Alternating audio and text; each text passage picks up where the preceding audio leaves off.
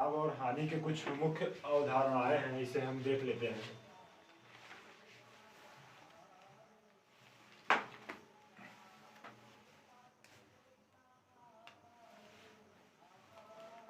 मुख्य अवधारणाएं, तो मुख्य अवधारणाओं में क्या बन जाएगा हमारा? मुख्य अवधारणाओं में बन जाएगा हमारा पहला आ जाएगा, इसमें अगर हम लेते हैं तो हमारा बन जाएगा सीपी, जिसे हम बोलते हैं क्रय मूल्य।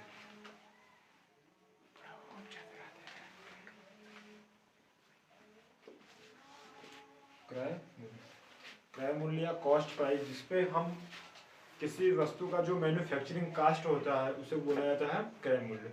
यानी कि उसमें कितनी लागत लग के वो चीज़ें तैयार हुई है, या फिर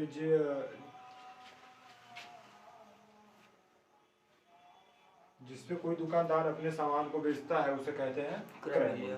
ठीक, उसके बाद मेरा बन जाएगा सेलिंग प्राइस या फिर विक्रय मूल्य।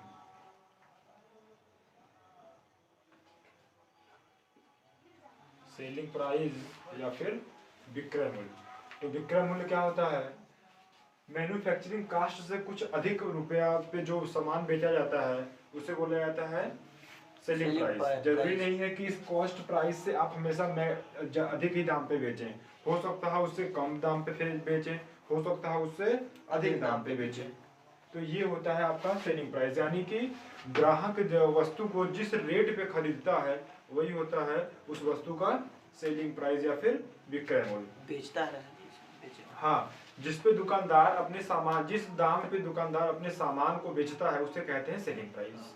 जैसे कि मान लीजिए कि हमारे पास 10 रुपये का सामान है, कोई उसे अगर 12 रुपये में बेचता है तो ये उस वस्तु की सेलिंग प्राइस हो गई, और ये इस वस्तु की कास्ट प्राइस हो गई। यानी इसमें मैन्युफैक्चरिंग कास्ट लगा 10 रुपया और इसको हमने बेच दिया 12 रुपये में।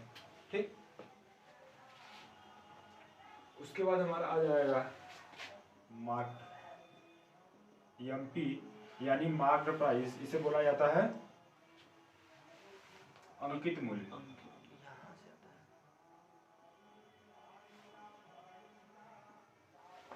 अंकित मूल्य जिसे बोला जाता है अंकित मूल्य। तो अंकित मूल्य क्या होता है कि मान लीजिए कि कोई सामान आपने बनाया, उसका जो सेलिंग प्राइस था या फिर मैन्युफैक्चरिंग कास्ट था वो 20 रुपया। मार्क्ड करना है आपको, तो मार्क्ड करने का मतलब ये हो गया कि आप इस 20 रुपए के सामान को 30 रुपए में अंकित कर दिए। 30 रुपए में अंकित करेंगे, यानी 20 से 30 रुपए बढ़ा के अंकित किया, तो यही हमारा हो गया क्या?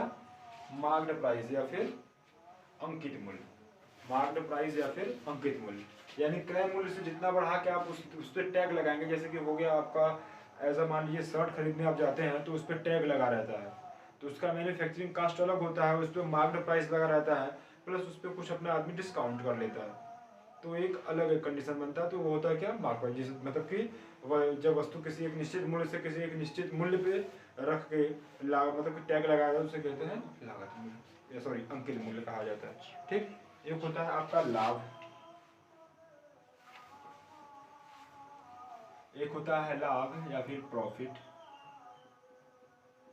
लाभ या प्रॉफिट, तो लाभ क्या होता है? लाभ सदैव क्रय मूल्य से अधिक मूल्य में बेचने पे हमेशा क्या होता है? व्यक्ति को लाभ होता है। तो उसे क्या बोला जाता है? लाभ।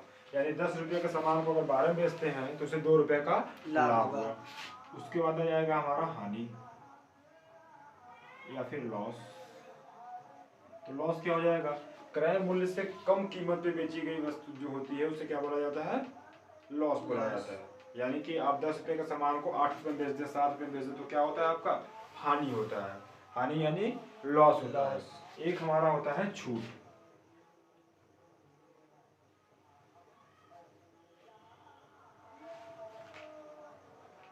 छूट या फिर डिस्काउंट। छूट या फिर डिस्काउंट, जैसे कि मान लीजिए आपका ये मार्क्ड प्राइस है 30 रुपया, आप इस पे 2 रुपए छोड़ दिए। 2 रुपए छोड़ने पे आपने उस वस्तु को बेच दिया, तो यही होता है छूट। आपने कितने रुपए की छूट दी? 2 रुपए की छूट। कितने रुपए पे? 30 रुपए। ठीक, यही होता है आपका छूट। ठीक, तो ये हो गया हमारा सारा। अब हम देख लेते हैं लाभ प्रतिशत हमारा बन जाएगा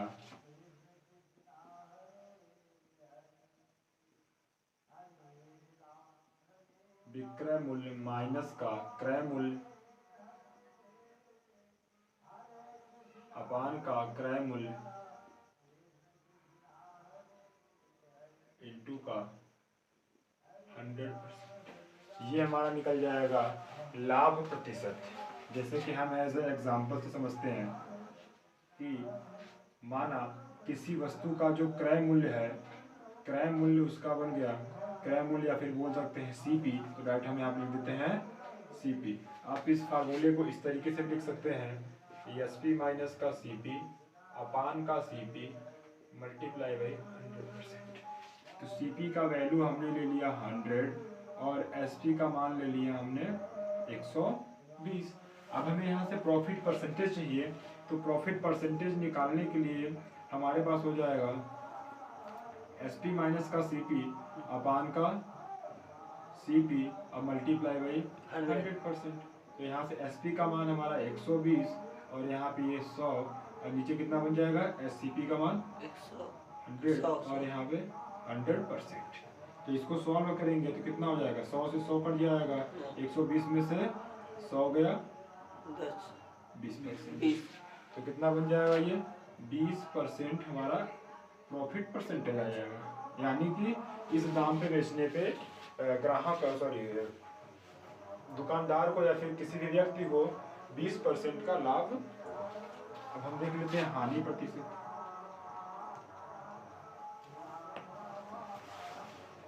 हानि प्रतिशत में क्या हो जाएगा क्रय मूल्य माइनस का विक्रय मूल्य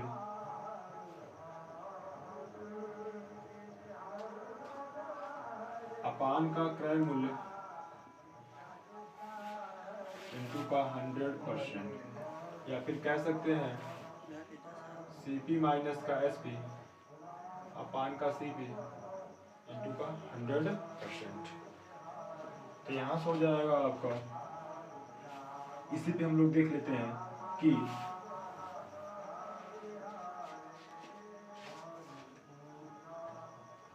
किसी वस्तु का जो कास्ट प्राइस है वो 100 रुपया है और इसका जो एसपी होगा 80 मान लेते हैं, तो कुल हमें कितने परसेंट का लॉस हुआ। तो लॉस प्रतिशत बराबर हो जाएगा सीपी माइनस का एसपी अपान का सीपी मल्टीप्लाई बाई 100%। तो सीपी का वैल्यू 100 माइनस का 80 अपान का 100 मल्टीप्लाई बाई 100%। तो 100 से 100 कट गया और यहाँ से लॉस प्रतिशत हमारा निकल जाएगा 20%। कितना निकल जाएगा 20%। तो ये हो गया आपका लाभ प्रतिशत कितना है और हानि प्रतिशत कितना है, अगर प्रश्न में पूछा जाता है तो। ठीक, एक हम लोग देख लेते हैं इसमें, तो हम लोग देख लेते हैं इसी में एक होता है छूट प्रतिशत। छूट बराबर हो जाएगा हमारा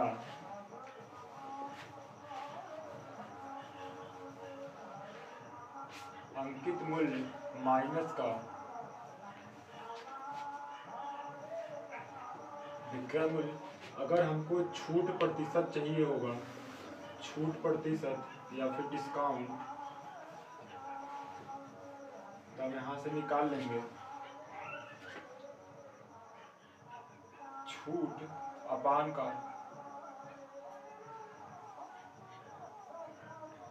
अंकित मूल्य, छूट अपान का अंकित मूल्य इंटू 100%, या फिर इसी को बोल सकते हैं discount percent is equal to discount upon का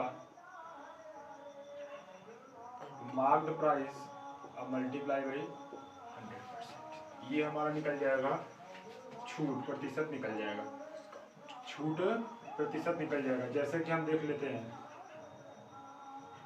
कि 100 रुपए के सामान को 100 रुपए के सामान को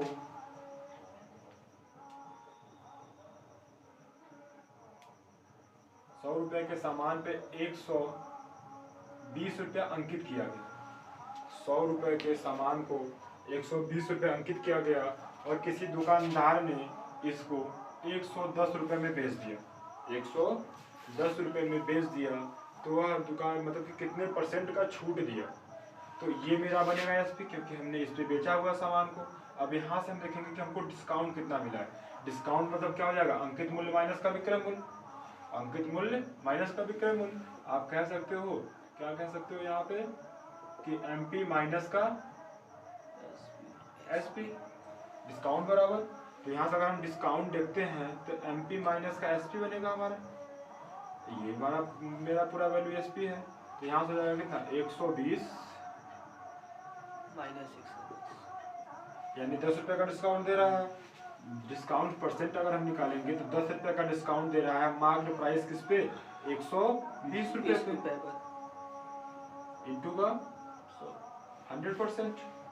अगर यहाँ से काटेंगे तो एक जीरो से एक जीरो, 4 से काटते हैं तो 4 से कट जाएगा 25 बार, 4 से कट जाएगा 3 बार। तो डिस्काउंट % हमारा बन जाएगा 25/3% या फिर 8 मिक्स 1/3%। तो ये हो जाएगा हमारा कितना डिस्काउंट %।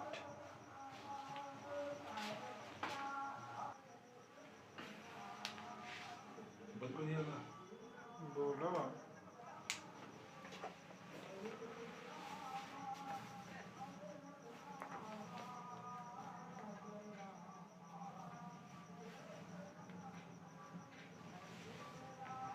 एक मद 7130 रुपये में बेचा जाता है।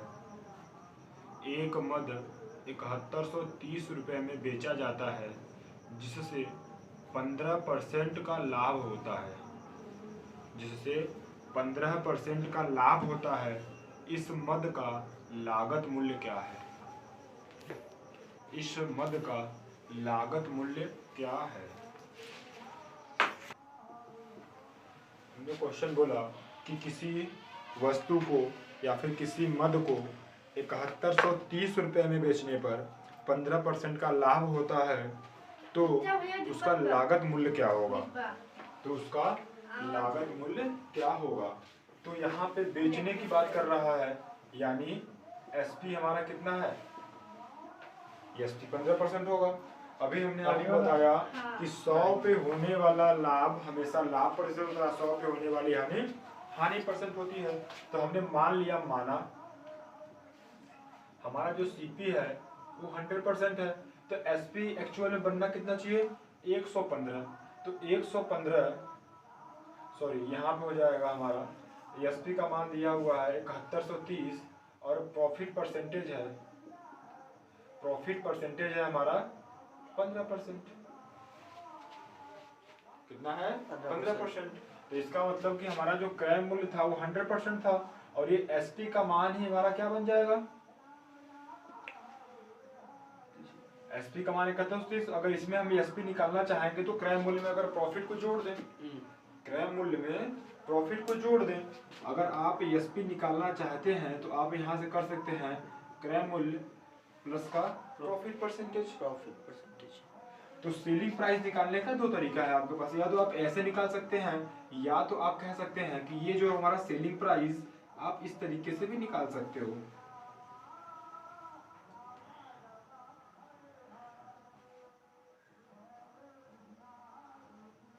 चलिए इस सवाल को कर लेते हैं। कितना हो जाएगा हमारा 115%। तो 115% का मान ही हमारे पास कितना दिया हुआ है 7130 रुपये। लेकिन हमको चाहिए कितना सीपी, यानी 100% का मान चाहिए।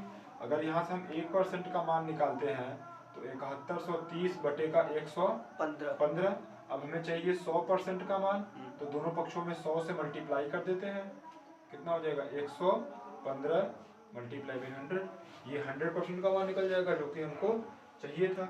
अब इसको काट लेते हैं, किससे काट लिया जाए 5 से काट लिया जाए।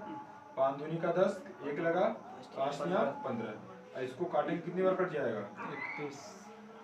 31 बार कट रहा है, 31 बार,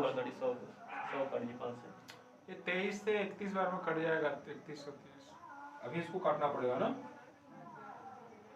5 एकम 5 बचा कितना 2, 5 चौक के 20 बचा कितना 1, 5 दूनी 10, 5 छक्के 30। अब ये कितनी बार में कट जाएगा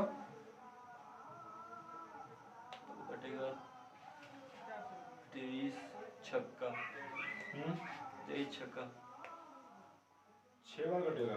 23 छक्का, फिर 23 दूना पड़ गया, 23 छक्का कटेगा, 23 छक्का, 23 छक्का कितना हो जाएगा आपका?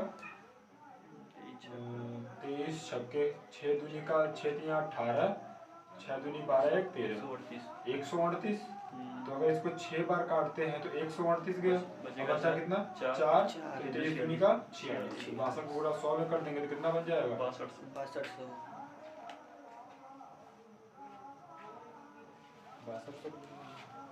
अगर हम इसको इस तरीके से भी देख सकते हैं तो ये क्या कह रहा है कि क्रय मूल्य बराबर हमको कितने परसेंट का लाभ हो रहा है? 15% का लाभ हो रहा है। जब 15% का लाभ हो रहा है तो हम इसका फ्रैक्शन वैल्यू कितना हो जाएगा? 15% का फ्रैक्शन वैल्यू क्या हो जाएगा? 3/20 बन जाएगा। अब ये कह रहा है कि लाभ परसेंट हो रहा है, यानी कि हमेशा हमारा जो बेस वाला होता है, बेस वैल्यू होती है हमारा, वही क्या होता है? क्रय मूल्य। यानी 20 से कितने रुपए बढ़ा रहा है? 3 रुपए बढ़ा रहा है। तो हम इसको कह सकते हैं कि 20 के सामान को 23 में बेच दिया, यानी इस वाले वैल्यू को हम मान लेते हैं SP और इस वाले को मान लेते हैं CP। यानी इसकी वैल्यू हमको दिया हुआ है 7130 रुपए। कितने टाइम? 62 गुना, सॉरी 31 बार गया है, ये 31 टाइम गया है, तो ये वाला भी 31 बार जाएगा, मल्टीप्लाई बाई 31, तो 31 दूनी का 62, सॉरी 3 1 0 यहाँ पे, तो ये चला जाएगा 6200। कितना हो जाएगा? 6200। ये हमारा क्या बन जाएगा? CP बन जाएगा।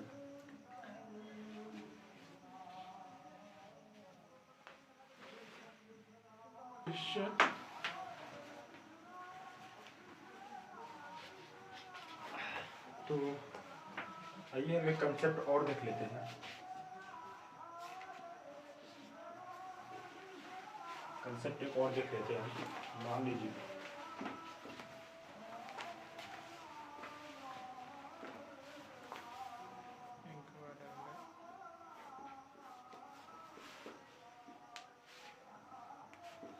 ये हो गया हमारा CP, ये हो गया SP और ये हो गया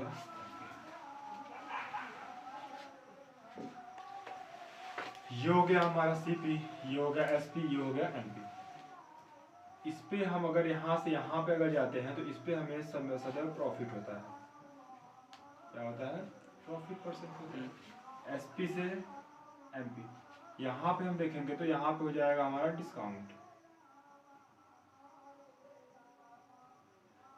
या फिर D%। अगर हम यहाँ से SP निकालना चाहें तो SP कैसे निकलेगा? डायरेक्ट अगर हम SP की बात करते हैं, ये हमें डायरेक्ट SP पे जाना है तो SP कैसे निकलेगा? SP कैसे निकलेगा भाई? CP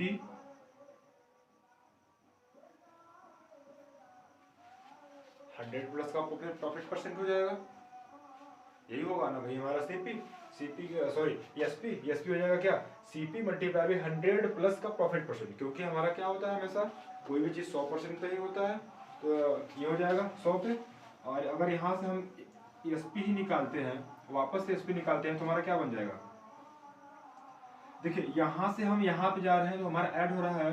अब हम यहाँ से इस वाले पॉइंट से यहाँ पे आ रहे हैं कि मान लीजिए कि हमारा कोई SP है, इस पे हमने D% डिस्काउंट दिया तो MP पे पहुंच गए, तो हमें वापस से अगर SP पे ही आना है तो MP और यहाँ से हो जाएगा 100, कितने पे हो रहा है? 100 पे ही होगा, तो यहाँ पे हो जाएगा 100 माइनस का D%, यानी कि अब ये दोनों आपस में बराबर हो सकते हैं।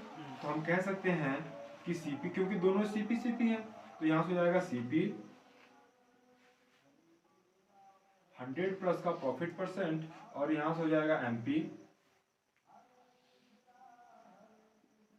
100 माइनस का D%। अगर यहाँ से हम इसको लेके आते हैं यहाँ पे तो ये हो जाएगा CP अपान का MP, तो ये हो जाएगा आपका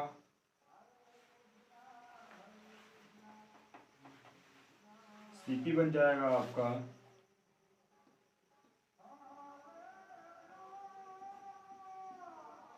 100 माइनस का D% और ये बन जाएगा 100 प्लस का D%। यानी आपको क्रय मूल्य और अंकित मूल्य। अंकित मूल्य का रेशियो क्या मिल जाएगा?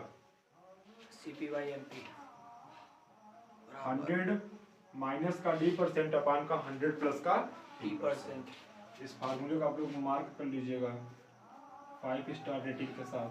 हर जगह ये प्रश्न पूछता है।